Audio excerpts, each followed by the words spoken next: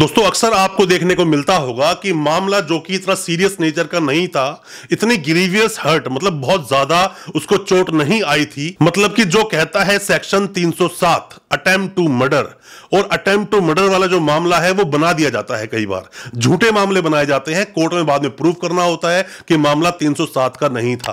कई बार प्लांट किया जाता है, कई बार आर्म्स एक्ट के सेक्शन भी लगा दिए जाते हैं। 307 के मामलों में जल्दी से बेल नहीं होती, तो कोशिश यही करनी चाहिए शुरू से ही कि 307 को आप चैलेंज करते जाओ कि 307 नहीं बनता, 323 बनता है तो कैसे बनता है उसको आपको बताना होगा। 307 आईपीसी के बारे में आज काफी कुछ हम चर्चा करेंगे अपनी इस वीडियो में।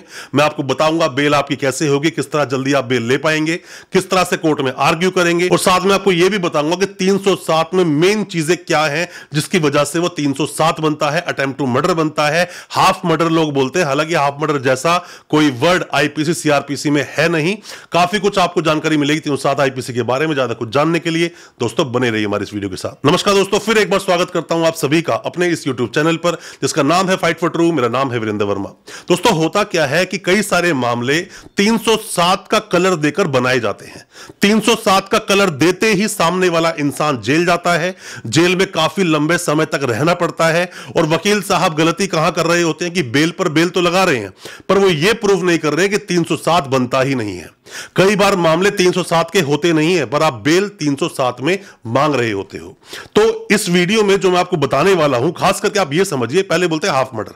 हाफ मर्डर जैसा कोई वर्ड नहीं होता, अटेम्प्ट टू मर्डर होता है। अटेम्प्ट टू मर्डर का मतलब क्या होता है कि आपने किसी पर अटेम्प्ट किया, किसी की जान लेने का प्रयास किया। अब आप बोलेंगे सर मैंने गोली तो चलाई थी पर उसको लगी तो है नहीं, तो यहां पर 307 कैसे बन गया? बनेगा आपकी नीयत जो थी, मतलब इंटेंशन का होना बहुत जरूरी है। इंटेंशन होती है, प्रिपरेशन होती है, और साथ में अटेम्प्ट होता है। आप जब भी किसी को गोली चला रहे हैं किसी की तरफ, उसको लगेगी तो मर ही जाएगा। मतलब कोई भी ऐसी चीज कि अगर वो कारित हो जाए पूरी तो सामने वाला मर जाएगा, यही है अटेम्प्ट टू मर्डर। मान लीजिए किसी कुल्हाड़ी से किसी ने किसी की सर की तरफ वार किया पर वो कंधे पर चोट आई, तो अगर सर पे लगता तो इंसान मर जाता।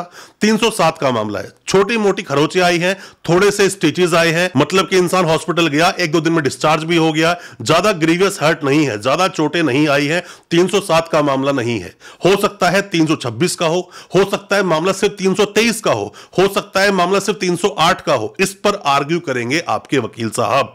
307 के मामलों में ऐसे ही आप फंस जाते हो और सालों साल तक बेल नहीं होती। पर यहां अगर आप 307 को चैलेंज करेंगे, 307 पे अच्छे से आर्ग्यू करेंगे, आपकी बेल भी होगी, आप डिस्चार्ज भी हो जाओगे।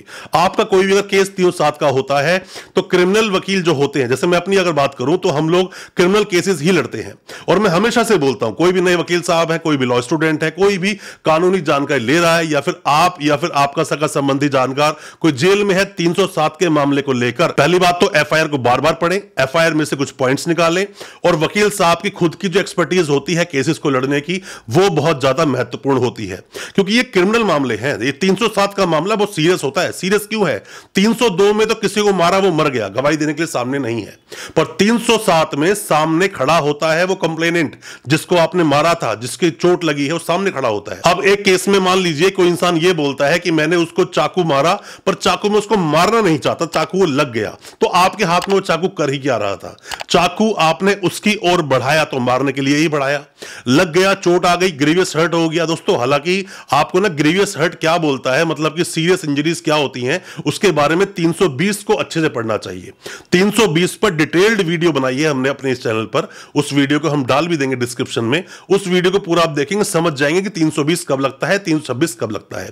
पर 307 में यह गलती आप बिल्कुल ना करें। 307 लगते ही बस 307 को समझकर पीछे भागना शुरू कर दें और सिर्फ बेल बेल बेल करें, ऐसे में बेल आपकी नहीं होगी। जब भी कभी 307 का मुकदमा किसी पर भी दायर होता है तो ऐसे मामलों में खास करके कुछ चीज देखी जाती है, जैसे कि रीजनेबल डाउट, मतलब किसी इंसान पर डाउट हो सकता है कि उसने ही अटेम्प्ट किया होगा, सामने वाले को मारने की कोशिश की होगी उस इंसान ने।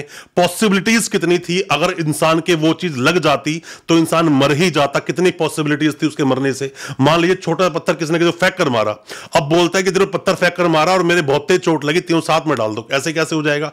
छोटे से पत्थर से किसी की मौत नहीं हो सकती।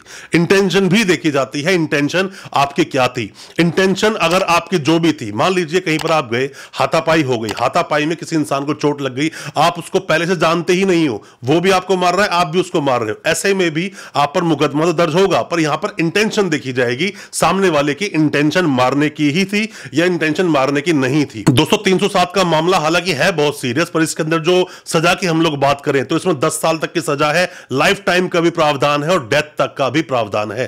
तीनों प्रावधान इसके अंदर है। 307 की जो पहले मैंने वीडियोस बनाई थी उसमें बताया था कब कब कितने कितने सजा मिलती है, पर आपको बेल लेने के लिए ग्राउंड्स अपने मजबूत बनाने होंगे, आपको दिखाना होगा कि मामला 307 का आपको कैसे नहीं बनता है, आपकी इंटेंशन सामने वाले को मारने की नहीं थी। इसी में प्लांट अगर कर दिया गया है, आर्म्स एक्ट को भी सेक्शन 25 डाल दिया, सेक्शन 27 डाल दिया, तो उसे भी आप प्रूव करोगे कि पुलिस ने कोई बरामदगी की है, या पुलिस हो सकता है कोई प्लांट कर दे। पुलिस को कभी भी कोर्ट बिल्कुल सीधी नजर से नहीं देखता है, डाउट हमेशा रखता है कि पुलिस हो सकता है कि प्लांट कर इस केस को ले आई हो। आप अपने केस से जुड़ी हुई हर बात अपने वकील को डिटेल में बताएं, ताकि डिटेल में उस केस को जब फाइट करें, अच्छे से फाइट करें और जल्द से जल्द कोई इंसान अगर जेल में है उसको बाहर निकाल सके।